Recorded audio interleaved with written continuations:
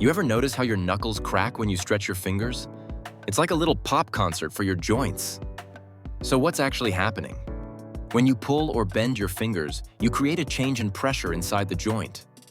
This pressure drop causes gases like nitrogen and carbon dioxide, which are dissolved in the joint fluid to form bubbles. When those bubbles burst, you get that satisfying crack. Now, some people think cracking your knuckles can lead to arthritis, but studies show that's just a myth. It's harmless. In fact, some folks find it helps relieve tension. So, next time you hear that pop, just know it's your joints having a little fun, not a cause for concern.